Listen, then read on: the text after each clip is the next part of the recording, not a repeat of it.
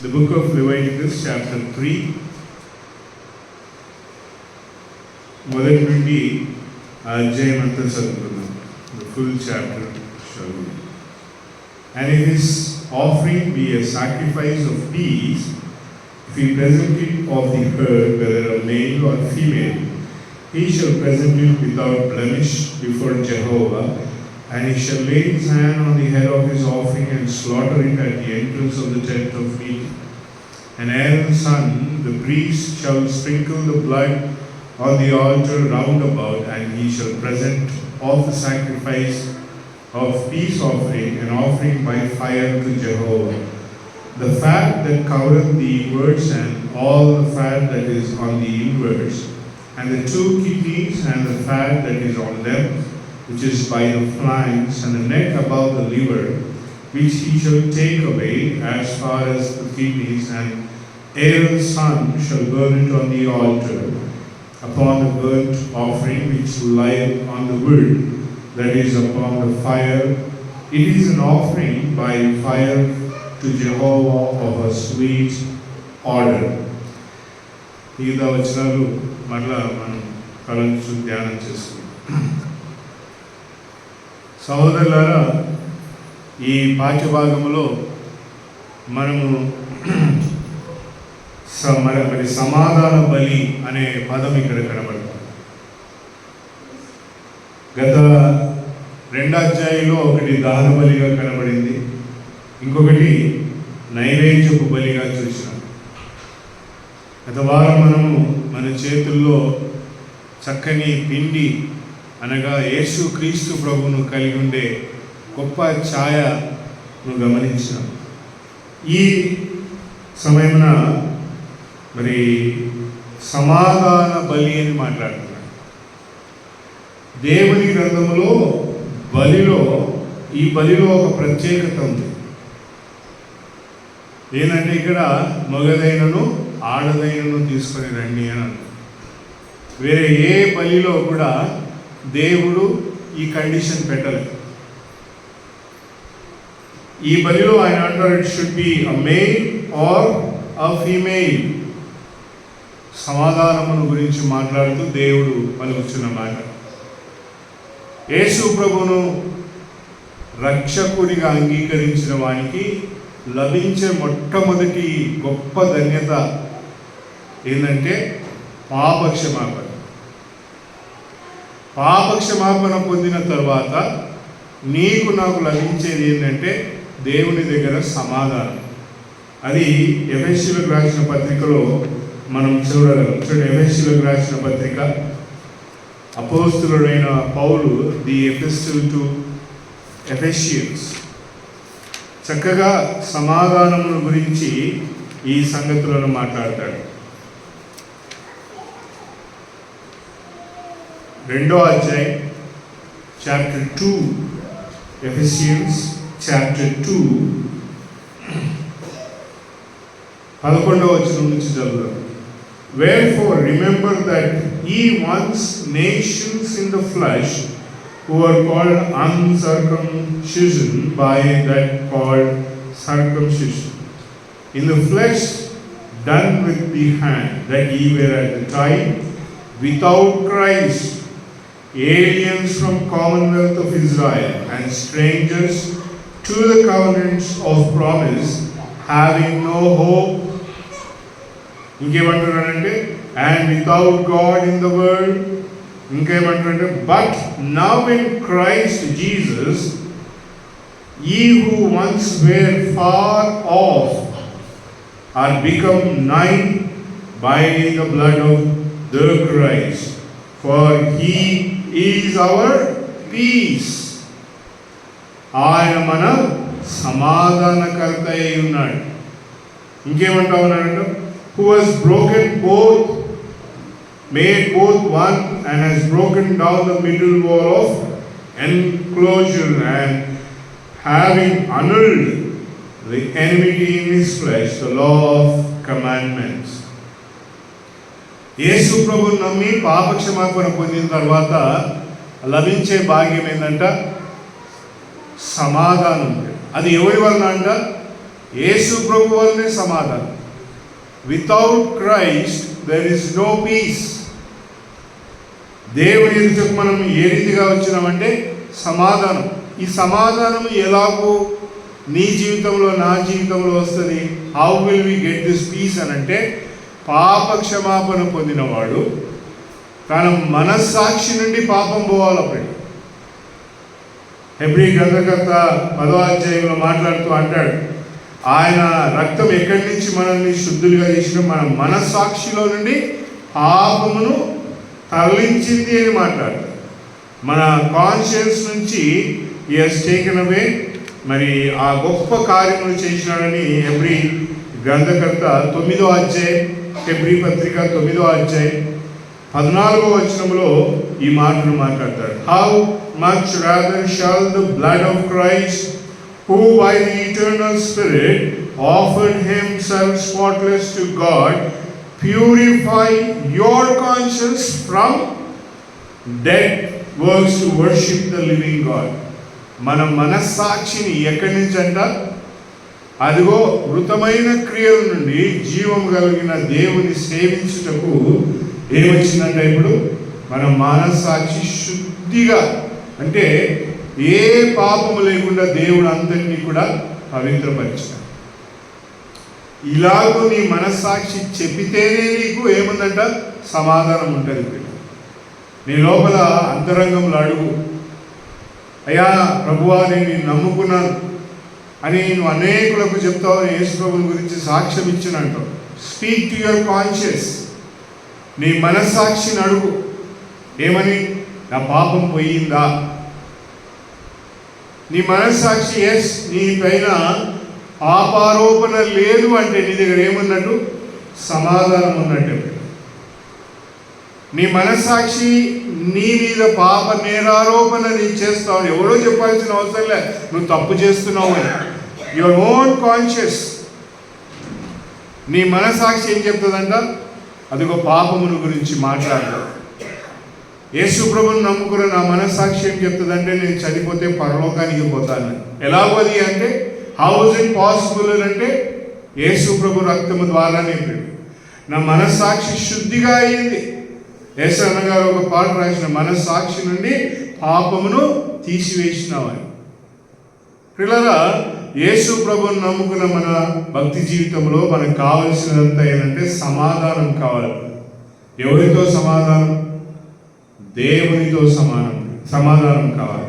దేవునితో సమాధానం లేకుంటే మనము దేవుని ఆరాధించలేం, దేవుని సన్నిధిలో మనము దేవుని గణపరచలేం. పిల్లలు, యేసుక్రీస్తు ప్రభుని నమ్ముకోవడం అంటే అదే. పిల్లలు, యేసుక్రీస్తు ప్రభుని ఎందుకు నమ్ముకున్నాం అంటే దేవునితో సమాధానపరచబడుట కొరకే. దేవుడు నిన్ను నన్ను మరి యేసుక్రీస్తు ప్రభు ద్వారా రక్షించినాడు. సో ఈ భూలోకంలో మనిషికి సమాధానం ఉంది అని అంటే దేవునితో లేదు. పాపంలో ఉన్న మనిషినికి దేవునితో సమాధానం ఉండదు. ప్రియ, సమాధానం లేకుంటే నువ్వు ఎన్ని వచ్చి నాకు చెప్పినా వింటారా అన్న? ఇప్పుడు నాకు నీకు కొట్లాడిపోయింది, మనకిద్దరికి సమాధానం. నువ్వు వచ్చి, దేవా నీకు మంచి పూలు తెచ్చిస్తా, మంచి కొబ్బరికాయ కొడతా, నేను నిష్ట గరిష్టగా ఏదో దీక్షను సాగిస్తా అంటే నీకు నాకు సమాధానమే లేదు. లేనప్పుడు నువ్వు నీ నిష్ట గరిష్ట నీవన్నీ నాకెందుకు? దేవునితో మనుషునికి సమాధానం ఉంటేనే ప్రియుల నువ్వు ఏమి చేసినా చెల్లుతుంది. ఆ సమాధానం కావాలి, ఆ సమాధానం దొరకాలి అంటే ఎక్కడికి పోయినా దొరకదు అది. అందుకే యోహాను సువార్త 9వ అధ్యాయం 31వ వచనంలో ఏమంటాడంటే, పాపుల మనవిని దేవుడు ఆలకించాడు. సమాధానం లేనప్పుడు ఎట్లా అన్ని మాటలు వింటాడు దేవుడు? పాపము నిండుగా తల నుండి అరికాలు మొదలు వరకు పాపము సంపూర్ణంగా నిండుగా ఉంటే దేవుడు నీతో సమాధానంగా ఎట్లా, నీ మాటలు ఎట్లా వింటాడు? దేవుడు వినడా అని అంటే no. God will not listen to those who are not in peace with him. దేవుడు ప్రేమ కలిగిన వాడు కనుక నీకు గాలి ఉచితంగా ఇస్తున్నాడు, వర్షం ఉచితంగా ఇస్తా ఉన్నాడు, వెలుగు ఉచితంగా ఇస్తా ఉన్నాడు, నువ్వు ఊపిరి పీల్చుకునే శ్వాస ఉచితంగా ఇచ్చినాడు. అంత మాటకు దేవుడు నా ప్రతిదీ కూడా దేవుడు నాకు ఇచ్చేస్తాడు అని అనేది పొరపాటు. దేవుడు అన్నీ ఇవ్వచ్చు కానీ పరలోకం ఇయ్యడు. దేవుడు నీకు అన్నీ ఇవ్వచ్చు కానీ పాపక్షమాపణ ఇయ్యడు. అది జరగాలంటే ఎలాగంటే యేసు ప్రభుతోనే రావాలి. యేసు ప్రభుతో నేను యేసు ప్రభును రక్షకునిగా అంగీకరించకపోతే సమాధానం ఉండదు. దేవుడు నిన్ను చూడడు. తెలంగాణలో దేకడు కూడా దేకడు నిన్ను అంటారు. నిన్ను ఏమాత్రము అలాగూ కూడా గ్రహించడు. పిల్ల యూ అండ్ ఐ, మన ఇద్దరికి కావాల్సినది ఏంటంట సమాధానం అవసరం. సమాధానం లేకుండా దేవుని సన్నిధిలో ఏ వ్యక్తి సాగలేడు. అందుకే ఈ యొక్క లేవ్యాకాండం 3వ అధ్యాయంలో సమాధాన బలి అని మాట్లాడుతూ అందులో మగదైనను ఆడదైనను రావాలి. మా ఆయన నమ్ముకున్నాడన్నా, నేను నమ్ముకోకపోయినా పర్లేదంటే లేదు. నీకు సమాధానం కావాలా, నీ భార్యకు సమాధానం కావాలా, మీ నాయనకు సమాధానం కావాలా, మీ అమ్మకు సమాధానం కావాలా, నీ అన్నకు సమాధానం కావాలా, నీ తమ్మునికి, నీ చెల్లెలకి, నీ అక్కకు సమాధానం. It speaks about a family ప్రియులర్. స్త్రీ మగదైనను ఆడదైనను అని మాట్లాడుతున్నాడంటే కుటుంబ వ్యవస్థను దేవుడు మాట్లాడుతున్నాడు. దేవునికి కుటుంబం అంతా కావాలి, సమాధానంగా ఉండాలి ఆయన ఎదుట. భర్త ఒక్కడు ప్రార్థన చేస్తుంటే దేవుడు ఇష్టపడతాడా? భార్య ఒక్కటి ప్రార్థన చేస్తా ఉంటే దేవుడు ఇష్టపడతాడు? No, he wants both of them to come before him ప్రియులర్. ఎవరు రావాలంటే ఇద్దరు రావాలి. ఈ బలిలో ఉన్న గొప్పతనం ఏంటంటే ఎవడైనా గోమంతలో నుండి మరి దేవునికి అర్పించాలనుకున్న అర్పణలో మరి పశువులను మాట్లాడుతూ ఈ బలిలో పావురముల గురించి మాట్లాడాడు పిల్లలు. 6వ వచనంలో ఏమంటాడంటే ఎవడైనాను మరి 7వ వచనంలో if he present a sheep అంటాడు. తర్వాత మరి 12వ వచనంలో if his offering be a goat అంటాడు. 3 రకాలైన పశువులను ఇక్కడ మాట్లాడాడు. ఒకటి మరి ఆవును మాట్లాడినాడు, రెండవది గొర్రెను మాట్లాడినాడు, మూడవది మేకను మాట్లాడినాడు. 3 types ఆఫ్ బీస్ట్ పిల్లర్. వీటిని దేవుని దగ్గరికి తీసుకొని రావాలి. అది మగదైనా ఆడదైనా he has to bring it before God for an offering పిల్లర్. ప్రియుల యేసు ప్రభుని నమ్ముకున్న మన జీవితంలో దేవుని దగ్గరికి రావడానికి మనకి ఏమవసరం అంటే we need something to come before God pillar. చాలామంది పాట పాడతారు, ఏమి ఇస్తున్నాయా నీకు, నీవు ఇచ్చిన రక్షణ పాత్ర అంటారు. ఆయన ఇచ్చిన రక్షణ పాత్ర, ఆ రక్షణ పాత్ర ఎంటీ చేసుకొని వస్తే ఏమిస్తామయ్యా? పశువులన్నీ నీవే అంటావు, కొండల మీద ఉన్నాయన్నీ నీవే అంటావు, ఆకాశం నాదే, భూమి నాదే అంటే you have to bring something for Christ. దేవుడు ఇచ్చిన దాంట్లోనే దేవుని దగ్గరికి తీసుకొని ఏం రావాలంట? ఇదిగో ఇక్కడ అంటా ఉన్నాడు, if he shall present it before Jehovah present it at the heard and Bible. పిల్లల దేవుడి దగ్గరికి వచ్చినప్పుడు I should come to the lord with a prepared heart. హృదయంలో లేకపోతే, హృదయం సమాధానంగా మార్చినాడు దేవుడు. హృదయం మారింది, ఇప్పుడు పవిత్రంగా దేవుడు మార్చినాడు. ఆ హృదయంలో దేవుని కొరకే అర్పించే అర్పణను తీసుకొని రాగలరు. ఈ అర్పణ అంతట్లో కూడా దేవుడు ఏం చెప్తావాడంటే, ఈ బలిని నీవు యెహోవా ఎదుట అర్పించినప్పుడు ఇందులో కొన్ని సంగతులు మాట్లాడుతా ఉన్నాడు. ముందేమంటా ఉన్నాడంటే క్రొవ్వును దీ అంటా ఉన్నాడు. దేని నుంచి? కాలేయం మీద నుండి, తర్వాత మూత్రపిండాల మీద నుంచి ఏం చేయాలంట? క్రొవ్వును దీ అంట. ఈ బలి అర్పించినప్పుడు you have to open up. ఆ బలిని సంపూర్ణంగా తెరవాలి. పశువును వధించినప్పుడు ఆ మూత్రపిండాల పైన ఉన్న క్రొవ్వును తీయాలన్నా, కాలేయం పైన ఉన్న క్రొవ్వును తీయాలంటే యూ షుడ్ కంప్లీట్లీ డిసెక్షన్ అంటారు బైపీసీలో. ఏమని చేస్తారంట?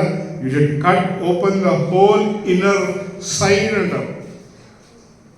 అంతరంగంలో ఆ భాగాలపై నుండి కొవ్వును తీయాలంటే దీన్ని కంప్లీట్గా ఓపెన్ చేస్తే కానీ యూ కెనాట్ సీ దట్. దేవుడు ఏమంటున్నాడంటే ఆ పశువును ఓపెన్ చేసి ఆ మూత్రపిండాల మీద ఉన్నవి, కాలేయం పైన ఉన్న క్రొవ్వును తీసుకొచ్చి నాకు ఇవ్వాలా అన్నట్టు.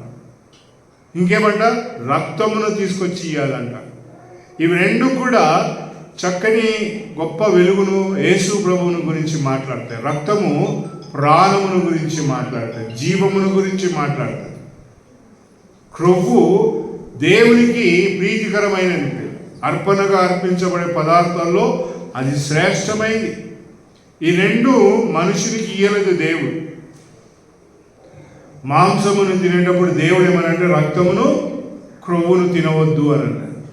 అది 3వ అధ్యాయంలోనే మనం చూస్తే ఇక్కడ మాట్లాడతాడు 17వ వచనంలో. అండ్ జెహోవా, ఇది 16వ వచనం చదువుదాం. The priest shall burn them on the altar. It is the food of the offering by fire for a sweet odor. All the fat shall be Jehovah's, an everlasting statute for your generations throughout all your dwellings. No fat and no blood shall ye eat. క్రొవ్వినదైనను రక్తమునైనను తినకూడదు. ఇది దేవుడు మనుషులకు ఇచ్చిన ఆజ్ఞ. నోవహు కాలంలోనే 8వ అధ్యాయంలో అన్నాడు, అదిగో రక్తమును కానీ క్రొవ్వినవి కానీ మీరు భుజించకూడదు అని అన్నాడు. ప్రియులారా, దేవుడు ఇక్కడ ఇష్టపడుచున్నవి ఈ రెండే ప్రియులారా. అంటే ఈ రెండు యేసు ప్రభు యొక్క జీవమును గురించి మాట్లాడుతా ఉన్నాయి. ఆయన రక్తం ఎలాంటిదంటే శ్రేష్టమైనది ప్రియులారా. యేసు క్రీస్తు రక్తం ఎలాంటిదంటే బలులన్నింటినీ సమాప్తం చేసేసింది. యేసు క్రీస్తు రక్తం ఎలాంటిదంటే ఇక బలి అవసరం లేదు. నువ్వు రక్త తర్పణం ఇంకా జరిగించాల్సిన అవసరం లేదు. నీ ఇంట్లో గృహప్రవేశమైన రక్తం చిందించాల్సిన అవసరం లేదు. మీ ఇంట్లో ఎవడైనా చనిపోతే రక్తం చిందించాల్సిన అవసరం లేదు. నీ ఇంట్లో ఏదైనా కార్యం చేయాలంటే ఇంట్లో రక్తం చిందించాల్సిన అవసరం లేదు. ఎందుకంటే దేవుడు ఆ రక్తమును అంగీకరించినాడు. ఆ రక్తం ఎవరిదో కాదు, యేసు ప్రభుదే ప్రియులారా. అది నీకు సంబంధించింది కాదు. ఇక ఏ పశువునైనను ఏ ప్రాణినైనను నీవు ఇంట్లో తీసుకొచ్చి చేసుకోవాలనుకున్నప్పుడు ఆ రక్తం నీకు సంబంధించింది కాదు. ఎందుకనగా యేసు ప్రభువు ఆల్రెడీ అర్పించేసినాడు ప్రియులారా. నువ్వు ఇంట్లో ఏ దోషం చేసినా కూడా చెల్లదు. ఇంట్లో ఎలాంటి కార్యం చేసినా చెల్లదు. యేసు క్రీస్తు ప్రభు రక్తము అంత శ్రేష్టమైనది, ఆ ప్రాణము అంత విలువైనది. దేవుడు దానిని చూచి తృప్తి నొందినాడు. నీ కొరకై నా కొరకై నీకు బదులుగా యేసు ప్రభు రక్తం ఏమైందంట, దేవుడు అంగీకరించినాడు ప్రియులారా. దేవుడు సంపూర్ణంగా అంగీకరించిన ప్రాణం యేసు ప్రభుదు ప్రియులారా. అంతవరకు వదిలిపెట్టలే యేసు ప్రభును. ఆ ప్రాణం ఆయనది.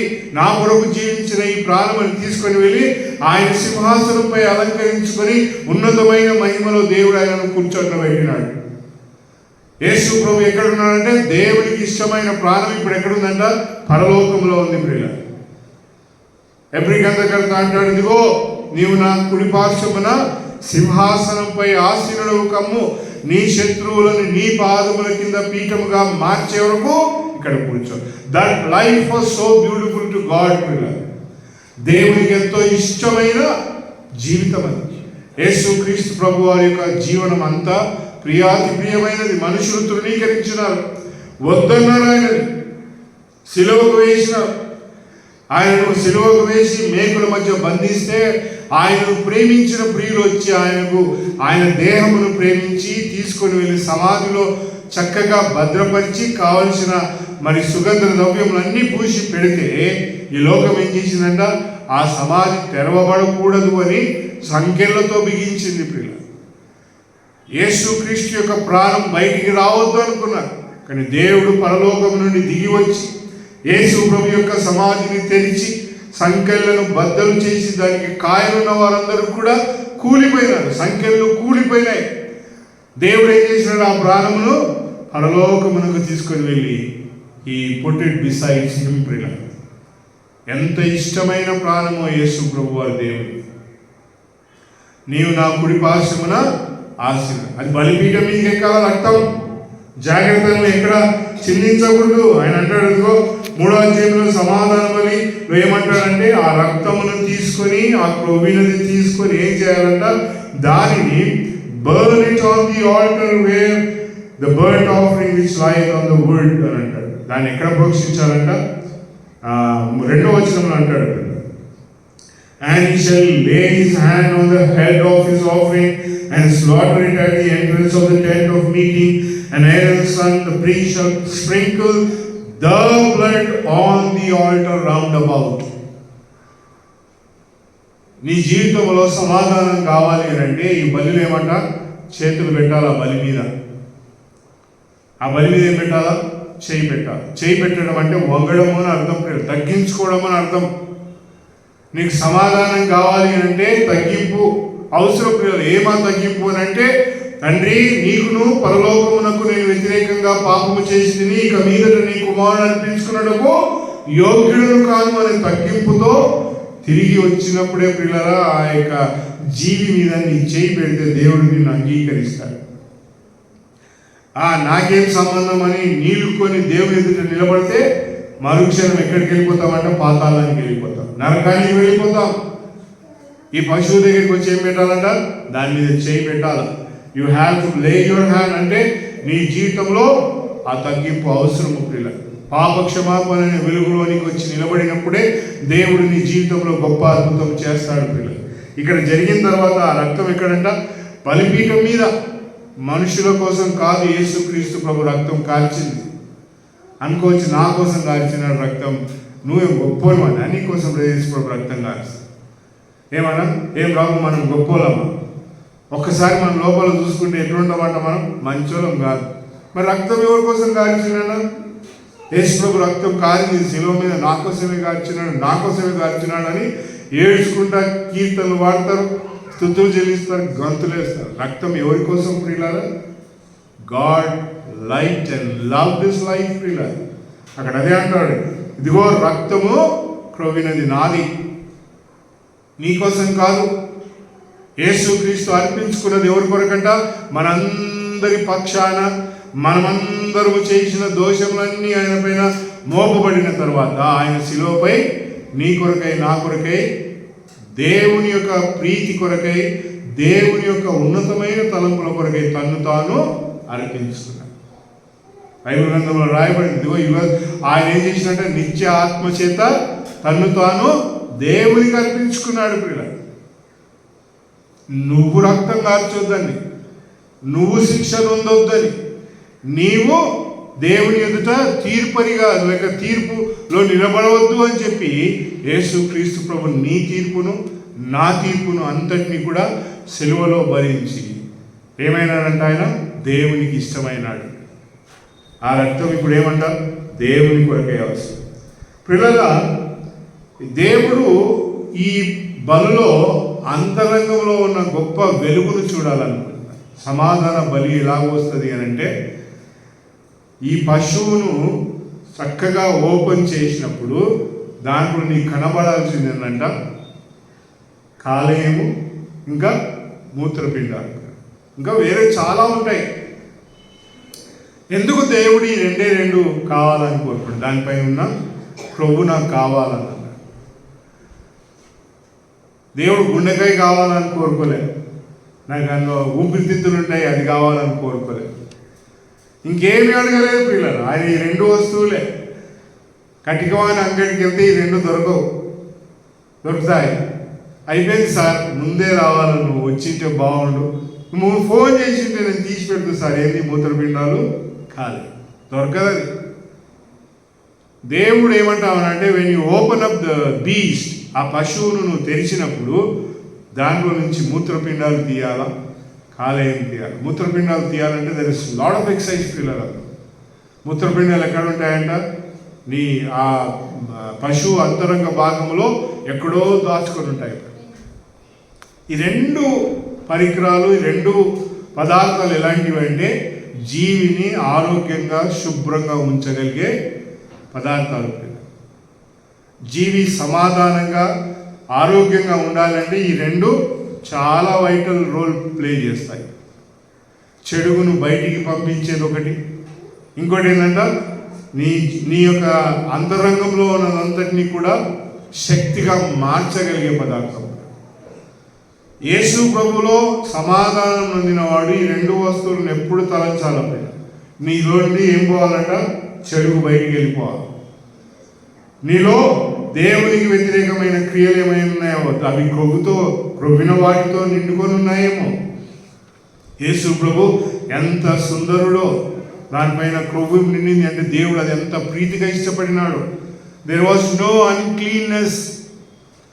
యేసు ప్రభు జీవితంలో ఎలాంటి అపవిత్రత లేదు కనుకనే ఆ యొక్క మూత్రపిండాల పైన ఉన్న క్రొవ్వు ఆయన కావాలని ఇష్టపడినాడు. కాలేయం పైన ఉన్న క్రొవ్వు కావాలని ఇష్టపడి. హౌ పర్ఫెక్ట్ వాజ్ ఈ ప్రియ. యేసు క్రీస్తు ప్రభు ఎంత సంపూర్ణుడిగా ఉండినాడు. దేవుడు అంతరంగంలో ఉన్న భాగాల యొక్క విశ్లేషణను తెలియజేస్తూ ఇవి నాకు కావాలి అని మాట్లాడాడు. సమాధానంగా దేవుడు నిన్ను నన్ను చేర్చుకోవాలి అంటే యేసు ప్రభునకు చెందినవన్నింటినీ కూడా దేవుడు నావి అని అన్నాడు. యేసు క్రీస్తు ప్రభుకు చెందినవన్నీ కూడా ఆయనవే ప్రియుల. తండ్రి, నా చిత్తము కాదు కానీ నీ చిత్తమే జరగని. Not my will but let thine will be done. యేసు ప్రభు అంత శ్రేష్టమైన వాడిగా ఉన్నాడు. దేవుడు అంటున్నాడు, ఇప్పుడు దాన్ని వెతుకు, నువ్వు బలి అర్పించినప్పుడు దానిలో ఉన్నవి తీసి నాకు తీసుకొచ్చి ఆ క్రొవ్వినదే అంటాడు. ఇంకేమంటా ఉన్నాడు ఆయన, ఇదిగో దాని యొక్క రక్తము, దాని క్రొవ్వినదంతా నాదే, ఇట్స్ మైన్. ఈ బలిలో ఉన్న వెలుగేందంటే దేవుడు కేవలం రక్తము క్రొవ్వినదే తీసుకొని రమ్మన్నాడు. ఈ బలిలో బలి అర్పించిన తర్వాత నిన్ను నన్ను ఆ పశువును ముక్కలు ముక్కలుగా చేయమన్నాడు. దహన బలిలో దాన్ని భాగములుగా కోసి కర్రపై మంటపై దానిని అమర్చాలన్నాడు. దీంట్లో అది చెప్పలేదు ప్రియులు. ఈ బలిలో ఆ పశువును ముక్కలు ముక్కలుగా కోసి బలిపీఠం మీద పెట్టాలని చెప్పలేదు దేవుడు. ఎందుకు చెప్పలేదంటే అది నీకు నాకు ఇచ్చినాడు, తినమన్నాడు. దానిని లేవ్యకాండంలో కనబడుతుంది.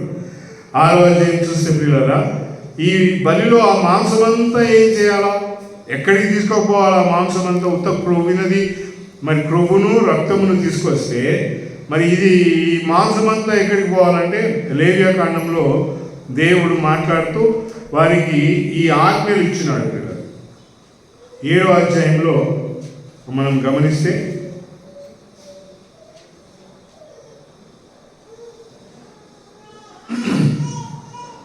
11వ వచనం, లేవియాకాండం 7వ అధ్యాయం 11వ. And this is the law of the sacrifice of peace offering which a man should present to Jehovah.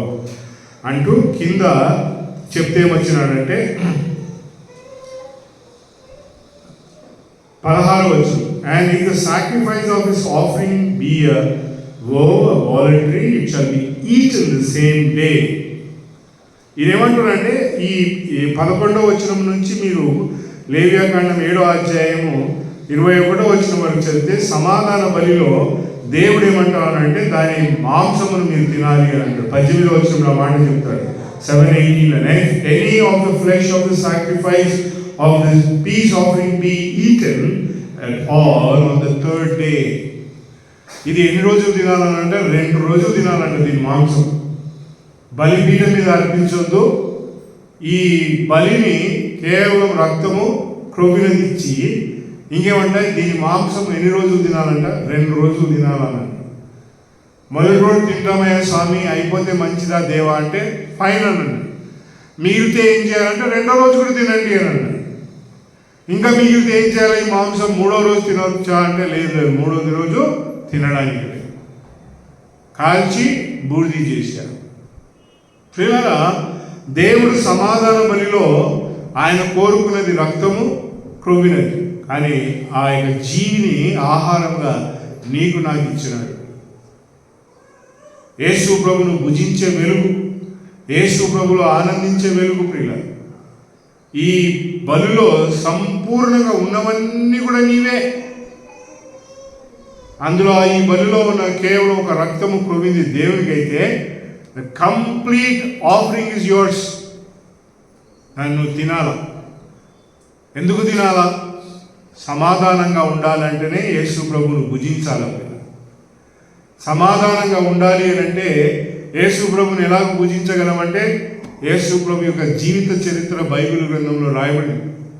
అది చదివినప్పుడు నీకు సమాధానం దొరుకుతుంది. యేసు ప్రభువుని గురించి తలంచినప్పుడు నీకు సమాధానం దొరుకుతుంది. యేసు ప్రభువును తలంచినప్పుడు నీ జీవితంలో ఏమొస్తుందంట? సంపూర్ణమైన దైవకాంతి నిండి మనుషులందరితో సమాధానంగా ఉంటాడు.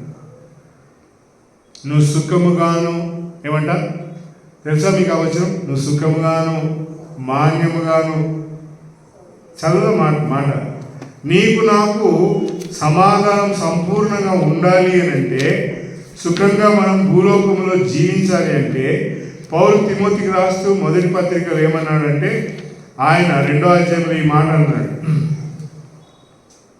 2వ అధ్యాయం 8వ వచనంలో ఇంగ్లీష్లో ఉంది ప్రియులారా. I will therefore that men pray in every place అంటూ 2వ వచనం చదువుదాం. 2వ అధ్యాయం 2వ వచనం ఇంగ్లీష్లో మొదటి నుంచి చదువుతాం. I exhort therefore first of all that supplications, prayers, intercessions, thanksgiving be made for all men, for kings and all that are in dignity, that we may lead a quiet and tranquil life in all piety and gravity, for this is good and acceptable before our Savior God. మనం సుఖముగాను మాన్యముగా బ్రతుకును ఉద్దేశించి ప్రతివాడు ఏం చేయాలంట? మనుషులందరి కొరకు ప్రార్థన. ఎట్లా ప్రార్థన చేస్తాడు? How will you pray? యేసు ప్రభు ప్రార్థన చేసినాడు. తండ్రి, వీరు ఏమి చేయించున్నారో వీరు ఎరుగరు కనుక వీరిని క్షమించాడు. ఈ ప్రేయర్ అ ప్రేయర్. ఎట్లాగూ ప్రార్థన చేయగలిగినాడంటే సమాధానంతో నిండుకొని ఉన్నాడు కనుకనే ప్రార్థన చేయగలడు. యేసు ప్రభువును అంత హింసిస్తున్నా, అంత ద్వేషిస్తున్నా ఆయన క్రోధమును కనపరచలేదు, ద్వేషపూరితమైన మాటలు మాట్లాడలేదు, ఏ మాత్రము వ్యతిరేకమైన పర్యాయ పదాలు కానీ ఏవి కూడా వాడలేదు. కానీ యేసు ప్రభు ఏమన్నాడంటే వీరిని క్షమించు అని అన్నాడు. సమాధానం అంటే అదే ప్రియుల. అది ఎప్పుడు నీకు నాకు వస్తుంది అని అంటే, దేవుని వాక్యమును సంపూర్ణంగా భుజించి, దేవుని వాక్యమును సంపూర్ణంగా ధ్యానం చేసి, యేసు ప్రభు జీవితంలో ఉన్న ఆ అంతరంగంలో, ఆ పశువు అంతరంగంలో ఉన్న ఆ సుగుణాలన్నింటినీ చూడాల ప్రియుల. కటికవాణి అంగట్లో వాడు ఒక్కొక్క భాగాన్ని అలాగూ యాలాడు తీస్తాడు. తొడ అంటాడు, కాలేయం అంటాడు, ఊపిరితిత్తులు అంటాడు, ఎదిగో భుజములు అంటాడు, ఇవన్నీ వేలాడు తీస్తాడు ప్రియుల. So you can see what is the best part. I can pick it up. నా జీవితంలో నాకు ఏది ఇష్టమైందో దాన్ని నేను తెచ్చుకోవడానికి వాడు అలాగూ. కానీ ఇక్కడ దేవుడు ఏమంటాడంటే, it is your exercise to look out for the best part. శ్రేష్టమైన భాగముల కొరకై నువ్వేం చేయాలంటే ఒక కసరత్తు చేయాలి, వ్యాయామం చేయాలి. యేసు ప్రభువులో ఉన్న సుగుణాలు తెలుసుకోవాలి అని అంటే నీ జీవితంలో మోకాలు జీవితం ఉండాలి, ప్రార్థన జీవితం ఉండాలి, బైబిల్ చదువుకునే గుణం ఉండాలి, అందరి కొరకు ప్రార్థన చేసే భావం నీ దగ్గర ఉండాలి, సమాధానం ఉండాలి. ఉంటేనే నీకు ఏం కనబడతాయంటే ఆ కాలేయంలో ఎంత పవిత్రత ఉందో, ఆ మూత్రపిండాల్లో ఎంత సుగుణాలు ఉన్నాయో.